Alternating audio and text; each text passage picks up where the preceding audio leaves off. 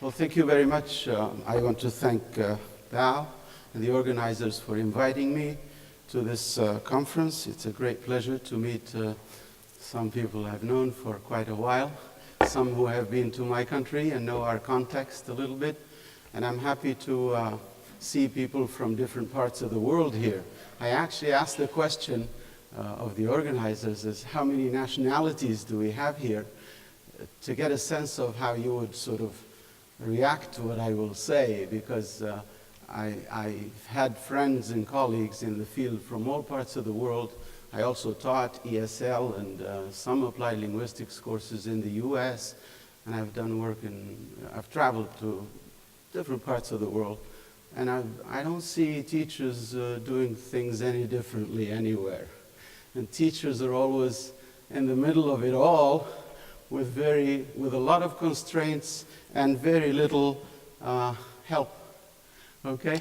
So what I will propose to you is to talk about the topic is just teaching English in turbulent times, curriculum savvy teachers for curriculum success and sustainability. And you will spend a little time on the word turbulent and a little time on the word curriculum savvy, the expression curriculum savvy, because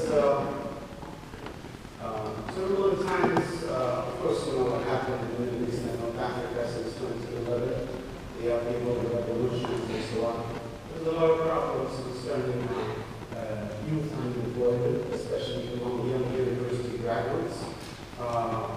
So there's a lot of socioeconomic unrest, and with that, there's great demand for English, which apparently is one of the possible solutions for people to find a job, among other things. The expression curriculum savvy teachers is because teachers are really the ones who implement the curriculum. Teachers are in the classroom. The teachers are the ones who interpret the syllabus and teach the textbook or teach whatever it is materials they have, and they are really the ones who actually perform in the classroom. And if we want learners to be autonomous, we also want teachers to be autonomous. And if teachers are not enterprising and autonomous and empowered, then they probably cannot help learners to be autonomous and empowered. Teachers usually get thrown into the middle of it all, and they teach the curriculum in one way or another with variable degrees of success. And a lot of times they really don't know where the textbook came from. They really don't know why they're teaching certain things in the textbook. There's a lot of teaching day to day, marking time, teaching from page 5 to 10 today, and then page 5 to 10 to 15 tomorrow. And you ask a teacher, well, where are you in the program? And say, well, I'm on unit 15. And then by the end of the semester, we finish the textbook, we give the tests, we turn in the grades, and that's about it. It gets to be rather superficial, rather mechanical, and it loses its humanity. And I will emphasize a lot the idea of humanizing curriculum development and humanizing language teaching, because it's a complex process. Learning is complex. It involves our minds, it involves our hearts, and it involves our interaction with our community. And teachers are also complex human beings. So we don't want to lose that complexity and while doing our job. And we want, obviously, to ensure success and sustainability in our curricula. So let me go back to the turbulence, if you like. There is political and socioeconomic turbulence. There is an unstable job market. Young people have to change jobs all the time.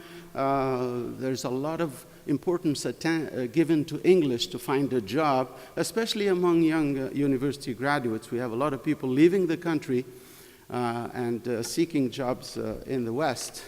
We spend a lot of money on these people. We train them and everything, and we just bring them in a big, nice platter to the advanced world and say, enjoy our engineers and doctors and our business people and so on, inventors and so on. So people do realize, and you hear it in the community, that English is important. In Tunisia, by the way, and in North Africa, the medium of instruction for the sciences and math is French. The humanities are taught in Arabic, and English is a strong foreign language, and there's greater and greater demand for it. Changing communication needs, there's globalization, and there's the use of all these information and communication technologies, which are causing us to rethink things, rethink how people communicate, and rethink how people view language and view their interaction with others, okay? And that is also a kind of turbulence that we need to deal with. There are all kinds of types of educational turbulence, as it were, okay? There's ad hoc, ill-informed policy and planning, and I know a lot about that. Been involved in several curriculum development programs, and most of them actually initially worked on the ground. And they eventually failed because of some poor policy decision-making, lack of financing, inertia, ignorance about what it takes to have a successful language teaching program. I said in a panel on the first day of this conference that when policymakers want, anybody, when you want to build a house, you go to an architect. You want a specialist, a professional. God forbid, if you have a toothache, you'd seek a doctor, and not any doctor, okay? A dentist, and not any dentist. But when it comes to language teaching, it seems everybody can do it. If you have an English degree, you can teach English. There was a time when, in my country, if you came along with a backpack on your back and you were a native speaker of English, that'd give you a teaching job. And you'd say, well, I'm a native speaker of English. That's it. So why is it that we don't view language teaching professionals as professionals? Can everybody with an English degree teach English? It's a big question. Apparently, decision makers think they know. And they are the ones who decide how many of our hours of English we teach, at what level we teach it, and they decide when to start it and when to stop it, and how much to fund it, and all that. So, a lot of turbulence there, ongoing, unending. Watered down programs. This is also what I call an area of great turbulence. As you know, when you design a curriculum, you have goals and objectives, which are always, you will agree with me, a statement of an ideal. As those goals and objectives go down to the syllabus writers, and then the textbook writers, and then the teachers, and then the test designers, a lot of those ideals are lost.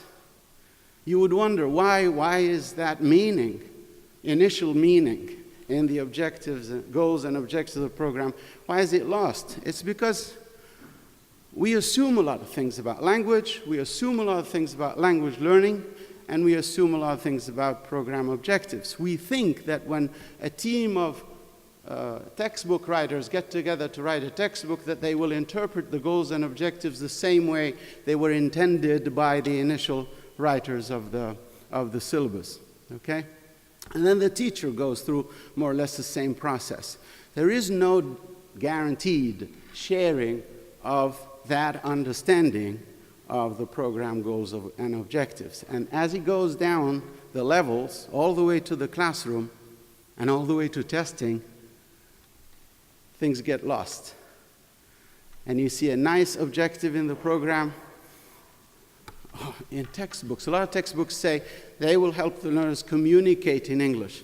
Professor Widdowson gave the best background introduction for my talk today, so I want to thank you here. And a lot of people think they understand things, and it's not ill will or bad intentions. It's just how people see things. When you ask people things, when you ask teachers in a questionnaire about the meaning of communication, or what is a task, or things that we work with on a regular basis, they will give you the textbook definition. So you think they know. But then when it gets to implementing it, you realize there's a different understanding of the concept. that actually shows in practice. So the difference, it's going back to the definition of communicative competence and the idea of knowledge, ability to do, and actual doing. And there is no necessary match between those, okay? And that's where we have a lot of problems with this watering down thing. Poor assessment and lack of program evaluation. My goodness. It's always the weakest link in any program. How to make sure that we are testing what we teach and also testing the way we teach. How do we preserve what is intended in the program goals and objectives in our testing? Because, you know, testing really drives learning. What do learners care about? Honestly, passing that exam, right? What do they work for? In Tunisia, I always talk about two curricula going on at the same time. One above board, official, textbooks and students and classes and timetables, and then one under the table, tutoring, private tutoring, test wiseness, preparing people to pass the test and not necessarily learn. There's a big problem with that needs to be worked on for us applied linguists and for people in decision making and so on. Lower literacy rates. In spite of 60 years of teaching English in my country and in North Africa, which I know very well, the level of English has gone down. There's great demand for English. There are better programs, certainly, more technology, but the quality of the outcome is not so great. And then there's poor levels of literacy in the L1. In Tunisia, we are noticing lower levels of literacy in Arabic, the native language, French, the school language, and English. And look at the PISA study, the latest PISA study they did. This is tests ability in math, science, and reading in Western Europe. And Tunisia has been taking part in that with a couple of other Arab countries. And from 2006, when they first tested, to 2015, we've seen reading ability in Arabic going down, not up. So, an area of turbulence. Changing learner characteristics. Our learners are not the same, you know. They change so often. Look at your children. There's a difference between a 20-year-old and a 16-year-old. I know. Okay? I have those ages. First, because of ICT use. We don't communicate the same way anymore. The way you consider your learners today in the classroom and how they communicate, for instance, if you don't keep up with them, they will leave you behind as a teacher. If you're still lecturing and giving handouts the old way, they won't listen to you. They'll leave you behind. They'll just Google things and find information and multitask and all of that. And how are you going to motivate them? How are you going to keep their attention? An area of turbulence, if you like to see it that way. And then these young learners are quite independent, like our children now. They don't want to listen to you too much. They got their own mind. They got their own way of learning. They have their own ways of finding information. Okay? They have their own choice to focus on certain things as opposed to others. We already know that learning is incidental and all of that from SLA research. While you're teaching a particular grammar point, how can you guarantee that this other student is not focusing on your pronunciation or the meaning of a word or something? You can't guarantee. You can't control their minds. All right? So learners are changing. And the biggest problem, in my view, in this day and age, is motivation. How do we motivate them? If they are so fast with information, if they have so much access to information, if we are behind the times compared to them. I'm pretty good with computers, but when I ask my daughter, who's now 23 or something, I ask her about how to do something, she says, give me that. And she takes the computer away and she does it. I say, show me so I don't ask you again. She says, nah, you're too slow. Okay? Now, if you are in the classroom and you're dealing with this kind of student, you've got to adapt. And also going back up the scale in the curriculum design process. And motivation is problematic because it's not just about initiating it or building motivation at the beginning of the course or the lesson. The bigger challenge is how to maintain it, if not improve it in the rest of a lesson or in the rest of the program. Okay? So it's really difficult to be a teacher these days. So, now going back to traditional curriculum design, we end up with this big area called policy decisions and curriculum planning. Then we go into, very sort of schematically, a phase of program planning, specifications, and implementation, still at the planning stage in terms of curriculum design, development. And then we go to curriculum implementation, the classroom. Okay? And things are usually this way, top down. Okay? Coming from the top to the teacher, and you end up with a textbook in front of you, and you have a testing system that you have to follow, and you have people that come observe your classes or train you, and they don't usually explain why they're doing it, and there's not a lot of feedback from you. They don't listen a lot to the teacher. The system doesn't listen to the teacher. Okay? I would like to propose this to you. Instead of the old picture, think of it this way. The teacher thrown in the middle of the ocean with little help. Those circles are pretty much those ripples on the water. And the teacher is in the classroom teaching in their circle there. And depending on their willingness to expand their knowledge and experience and their initiative and all that, they may sort of swim here and there a little bit, but they're really on their own, aren't they?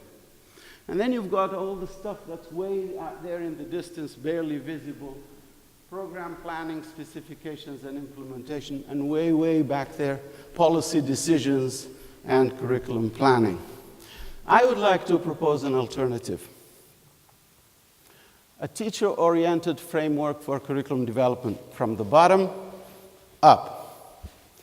Okay? To empower teachers and to create this deliberative, interactive process in curriculum development so that teachers develop a sense of ownership, a sense of autonomy, but also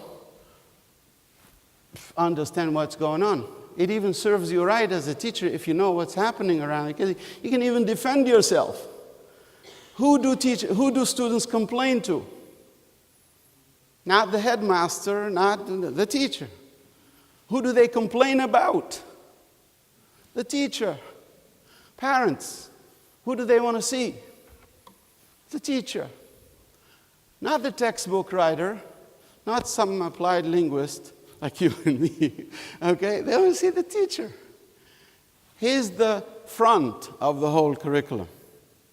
And therefore, we got to start from there, at the level of curriculum implementation. Later on, I'm going to go on about applied linguistics and how it can be up or down and all that. And okay, so we have the teacher right there in the middle. And obviously, this is not one of those things about the swinging of the pendulum. Now we focus on the learner, and then we focus on the teacher, and so on. No. I mean it to be about learner autonomy. But if the learner needs to be autonomous, you need an autonomous teacher. If you want the learner to be empowered, you need an empowered teacher. So the question is, how do you empower the teacher? It's a big challenge. It's going to have to involve every stakeholder in curriculum development, and it has to be approached very cautiously. I put the word framework there. I'm not very comfortable with the word model, because the model is tested and tried and accepted and so on. And I think it's used rather casually by publishers and writers. So it's a way of like ensuring some control over all these elements while ensuring some kind of principled, systematic work.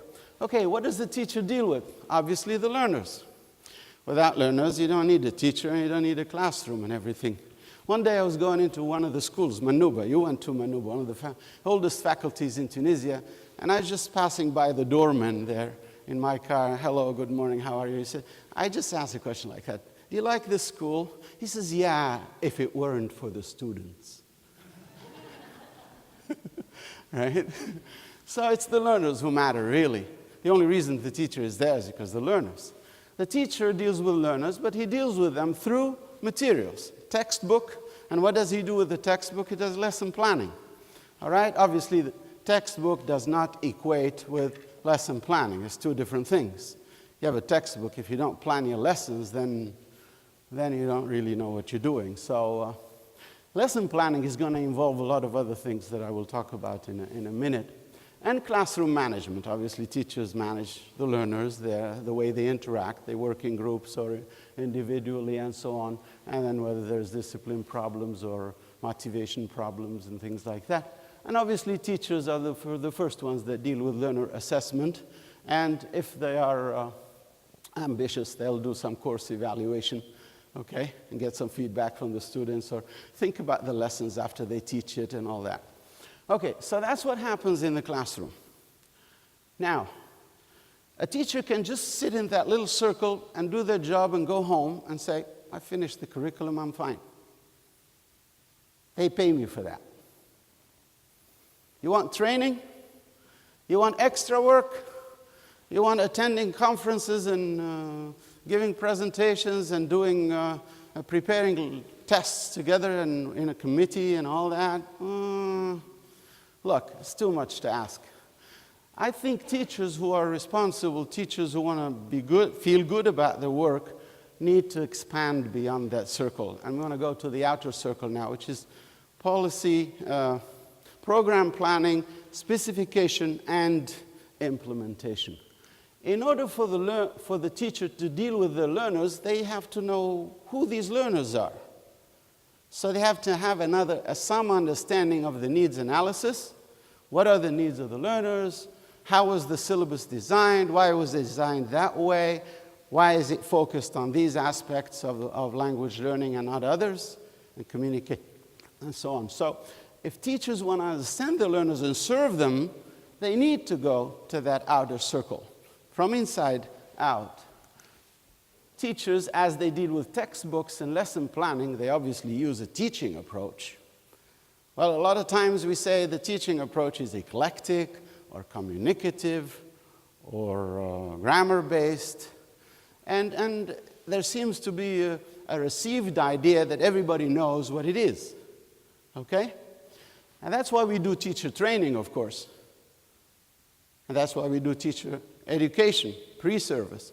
Okay? But after teachers leave school or leave the training environment, they're caught up in their detailed everyday work, and they tend to either overlook, forget, or work with a certain misunderstanding, or let's say incomplete understanding of the concepts that they receive or that they work with in the training sessions. The approach will be written in the syllabus, and every teacher, for example, in our system has to have a copy of the syllabus. But ask the teachers how often they look at the syllabus. Okay?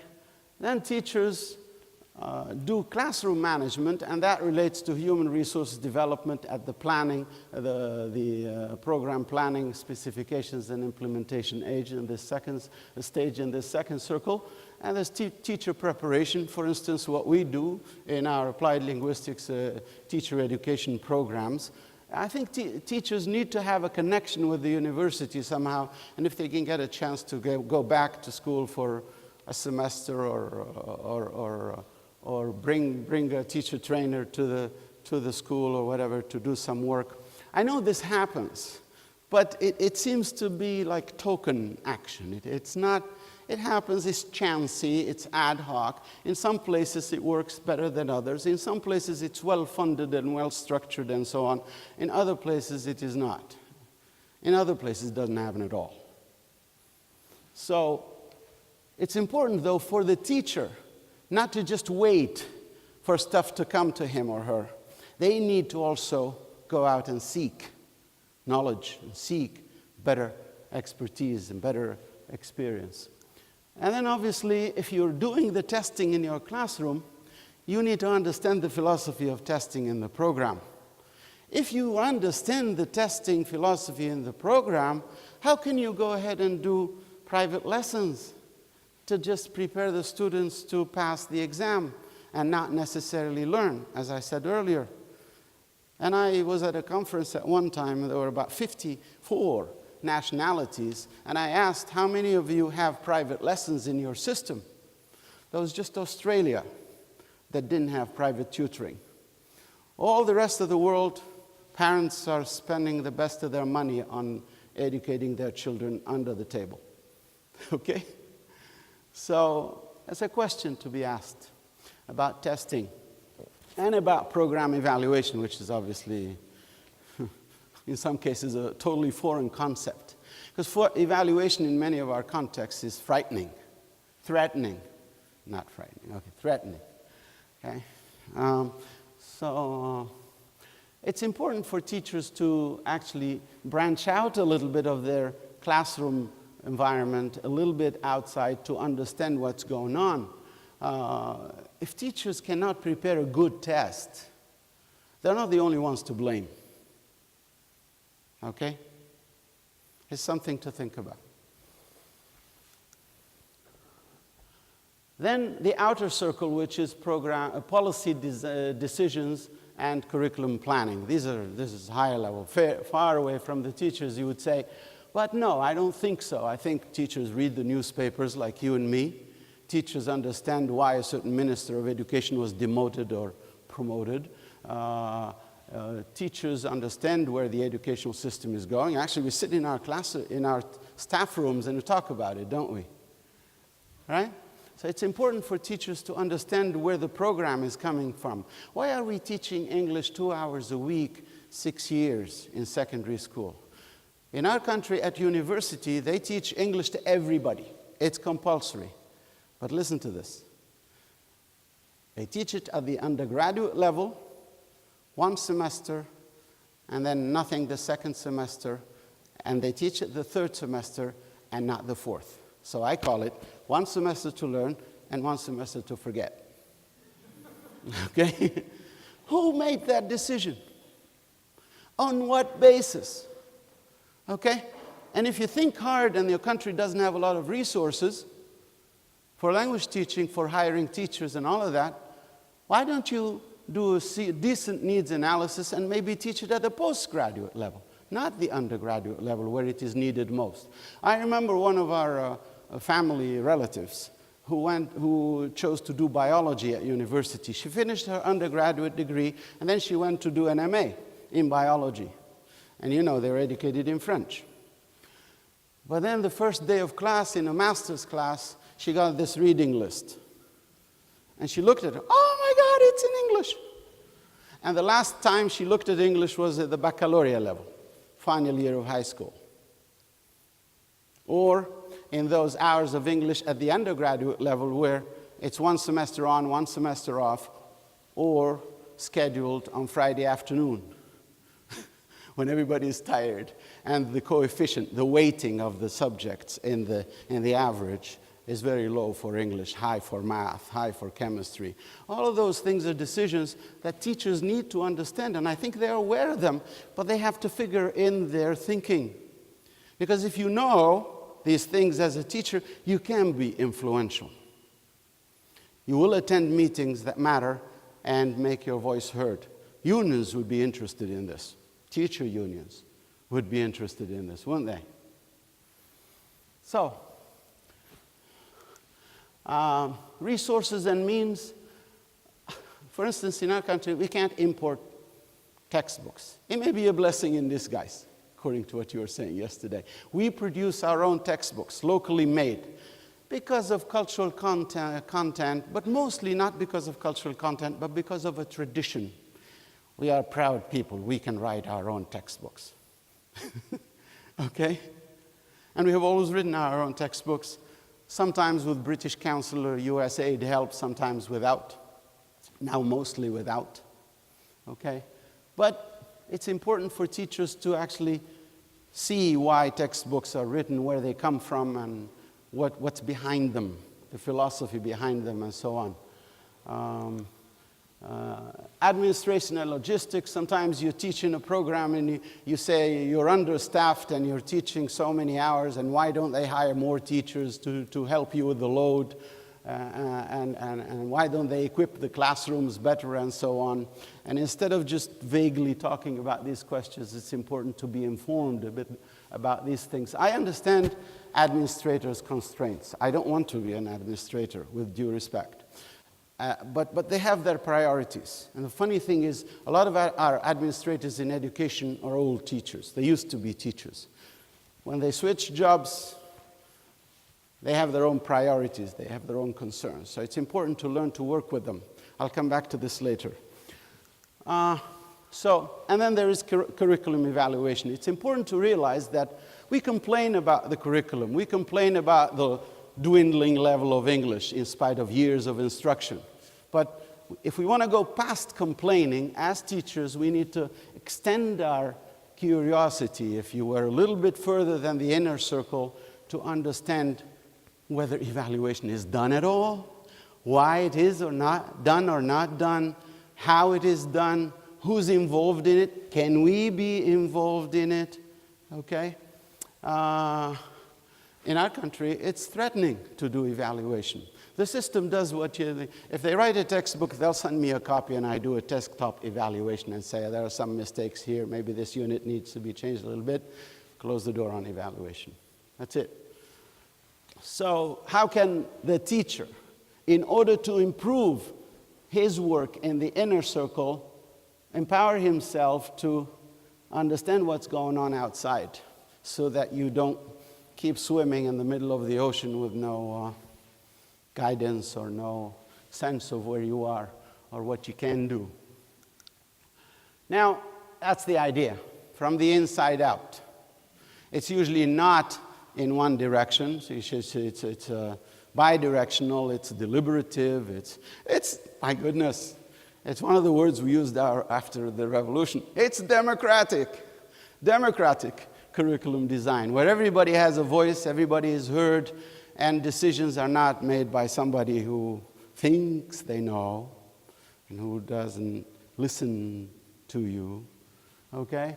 So, am I asking too much of the teachers? Maybe.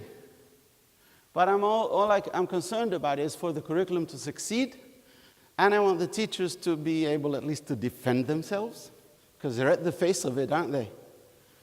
And the more you understand this as a teacher, the more you can defend yourself. Say, look, I mean, my test is my test. That's all I can do because I don't have resources or I don't have training or whatever. And then you can also contribute to be positive about it. You can see where you can actually contribute and become a better, more empowered teacher. Now, why doesn't this happen? What is going to block this? A lot of, oh boy, I need to go faster. There are misconceptions about language. Teachers are not really always sure about what language is. If you're teaching grammar and vocabulary, you're not teaching English. It's much more than that. If I ask teachers, if you ask people, okay, what do you learn when you learn a language? First thing they say, grammar and vocabulary. You push a little further and you get to skills. And you push a little further and it's very hard. And then you get to culture and interaction and communication. Well, we're not teaching English. We're teaching communication in English. Okay? Language learning, there are misconceptions about how people learn a language, in spite of the theories, in spite of teachers' answers to a questionnaire. And then there's often a misunderstanding or an incomplete understanding, elliptic understanding of program objectives. And there's a misunderstanding of this notion of learner-centeredness. How can I do learner-centeredness in a class of 45 or 70 students? Or we have about 30 students, and the numbers are going lower because the generation changes. But it's not about numbers. It's about how you engage individual learners to actually think for themselves and work at their own pace in different kinds of activities, pair work, group work, project work, whatever. Language teaching, there are misconceptions about language teaching. What is my job as a teacher? Am I supposed to just teach the book? Okay, the scope of language teaching and learning is something I want to spend some time on here. We teach language, we teach grammar and vocabulary, fine. But then when we teach it in a text, and the text would be oral or written, obviously, or multimodal in these days, and multimedia, all right? But then that's still surfacey, isn't it? We're still at the surface of language. We're not communicating. But as soon as you consider a text as a communicative event, whether it is, again, a conversation or a written text, a reading, and it is a communicative event, then it's a situation, then it becomes more real, closer to reality. Then we begin simulating real communication. You've got a genre, maybe an academic, a professional, or a vocational text. There's a social context. There's obviously a cultural context. And in that context, the skills have some value. You're going to read fast or slowly, depending on the situation and the need. You're going to read and take notes or not take notes or annotate the text on the side. And that is determined by the context and the fact that the text is a communicative event. That's what people do at work when they read a text. That's what researchers do when they go to the library to read. Okay? So if you are in a meeting, you listen. It's a text. But you're listening and interacting with all these things in mind. And obviously strategies. You want to read slowly or quickly, you want to intervene or not intervene, how do you interrupt, and so on. And then how do we deal with the text at the cognitive affective domain? And this is hard to reach. And when you think about it, you've got obviously the learner's attitude, you've got the learner's aptitude, and you've got the learner's motivation. I talked about motivation earlier. Now, the thing about all of this is the middle part is more explicit. The outer part is more implicit. As long as things are on the surface, on the page, teachers and learners are comfortable working with them. The challenge for us is to actually get to the outer level and keep going, back and forth. It's like teaching grammar now. There's a theory of grammar that focuses on defocusing, focusing and defocusing, on form and meaning, one way or the other. Here too, how is it that teachers can not just stick to the surface and teach grammar and vocabulary and some basic copy and paste comprehension questions, but actually work with the text as a communicative event and get to that human level of the learner, human level of communication, where when we teach things in bits and pieces, don't we? But in real life, that's not how things happen. It's all there together. My heart, my mind, my interaction with the people, it all works together, doesn't it? So the challenge for us as teachers is to keep up that balance there when it matters, as it matters in the classroom. And that's what I call humanizing ELT. Because learners engage in learning at the cognitive level, at the affective level, and at the social-cultural level in interaction. The problem is how to balance all of that, really. And it's, we do a lot of cognitive work in our classrooms. We analyze and so on, okay? But we don't pay a lot of attention to the attitudes of the learners and how they feel about the language and the program and the lesson itself and the activity and the person sitting next to them and the teacher and so on, and the topic, obviously, that is proposed to them. And that's something we have to deal with. We can't separate these things out because in the human being, they're there.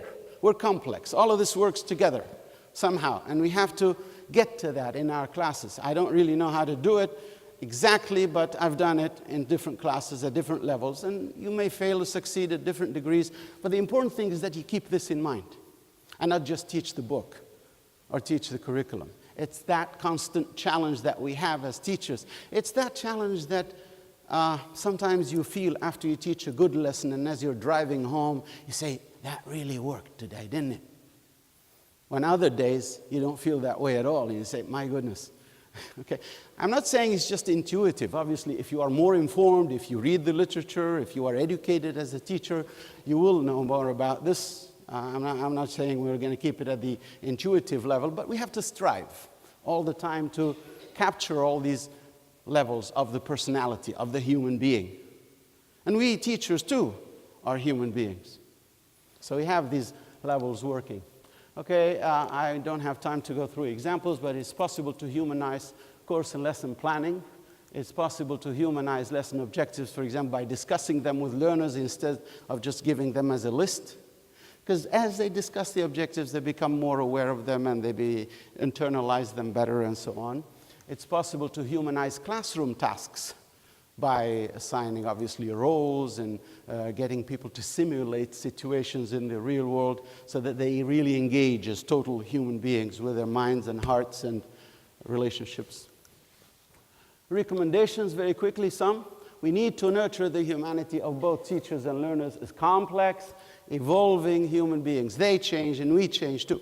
And it all happens in interaction, at the social-cultural school context, and in the wider environment, because we want to prepare people for outside of school.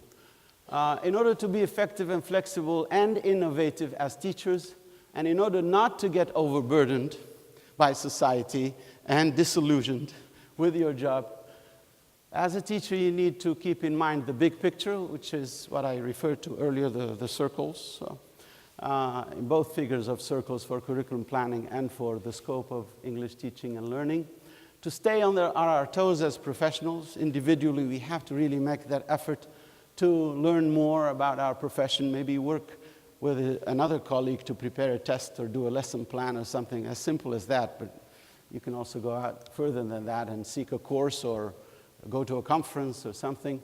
Organize themselves professionally in associations. See themselves as agents of change in order to ensure curriculum renewal and sustainability. Many times teachers feel as subjects of the curriculum, not contributors.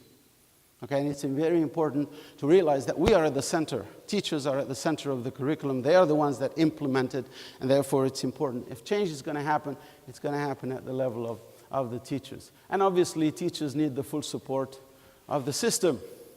They need access to research and to conferences and to training and so on. Teachers need training, obviously. There's no end to that. And teachers should be able to give feedback and should be able to be heard and taken into account in the process. Now, for us, everybody, teachers and applied linguists, we need to remember that teachers do not teach. I always say this. I think teaching is a misnomer. We don't. We just provide context for learners to do two things. That's all we do. And the better those contexts are, the more successful we're likely to be. We provide context for learners to learn, and we provide context for learners to learn how to learn. All right? Okay, thank you. I'll finish. Okay, and then our role as applied linguists now. Okay? Where are we in all of this? I think we need to do applied linguistics. I like the definition by Bob Kaplan. Applied linguists are not recognizable by the diploma they hold, maybe an MA or PhD. It's by the fact that they actually work in the field and provide real-world, language-related solutions to problems, or really real-world solutions to language-related problems. Okay? We need to do that as applied linguists. We are, in some ways, luckier than other disciplines, quote unquote, because we are open, more open than others we are less, let's call it, ivory towerish, okay, in our ways of doing things in applied linguistics. Some people accuse us of being too applied. We have nothing about theory. We have nothing to do with theory. But we know where we are. And it's good, and Professor Widdowson talked about this yesterday. We're going to say a little bit more about this today. We need to do applied linguistics, and not just write about it or do it in our universities with our graduate students and so on. It's okay for our graduate. I have a lot of students who go into classrooms and observe and work with teachers and so on. That's fine, but we too need to get in there. We do hear things from our students and learn from reading their theses and dissertations and so on, but we also need to get more involved in the schools and the curriculum design and so on, for reasons that I will explain a little bit later. We need to support the teachers. My goodness. If we don't support the teachers, how can they do it? Who else can support them better than us? Really? Okay? And then we need to adapt our thinking and methods. And Professor Wilson yesterday talked about disciplinarity and the tendency to abstract things. And I've been grappling with this idea. How can we be a discipline but remain pragmatic, adaptable, in order to be able to provide the solutions to real-world problems? So yes, we need some degree of systematicity, principled work, and the principled work will be at the level of our methods, quantitative and qualitative and so on, but we need to adapt our thinking. Things change a lot. I mean, look at communication today. The use of ICTs. My goodness. That's certainly going to help modify a lot of the theories we know about communication and about learning speed, learning rate, and so on. I mean, how much are your kids learning from using YouTube now? I lived the better part of 10 years in the US, and my daughter, my youngest daughter, was born there, but then we went a couple of years ago just to visit, and she came, and every time I say, let's do this, she says, I know how to do it. You don't know, I know. She did all her homework on YouTube. She figured everything out, okay? Faster than me, so we have to think in different ways. We have to influence policy and planning. This is, I think, our major weakness. We are academics. We don't know politics. We don't know how to talk to politicians, to decision makers, generally speaking. Politicians, decision makers, don't even listen to me as a local expert. They would listen to somebody from the British Council or the American Senate. Therefore, I say, tell them this. And send me a copy of your report after you leave. They never do. Okay? How can we influence policy and planning? I think we need to develop our lobbying and marketing skills. We really need to know how to sell our ideas to decision makers, because they really think they know. They do. They think they know about language and language teaching, and they don't know enough. They are well-intentioned people, okay? But they have their priorities. And we should be able to go out there at the right time, in the right place, and push the right buttons. I don't think we know how to do that. I personally am trying very hard to learn how to do that. I'm not succeeding that much. In the curricula that I tried to develop in my country, a lot of things failed because I had no access to decision makers. Or if I had access to them, or they happened to be listening to one of my presentations, one time it happened, and this guy, director of secondary education, listened, and then at the end, we sort of talked a little bit. He said, why are you so upset? Why are you so disgruntled? Okay? All right, I'm pretty much done. Okay? So it's up to us as applied linguists to grapple with all the issues I've talked about and really see how we can influence policy and planning and in order to help the teacher, because the teacher is the one who does it in the classroom. Okay? Thank you.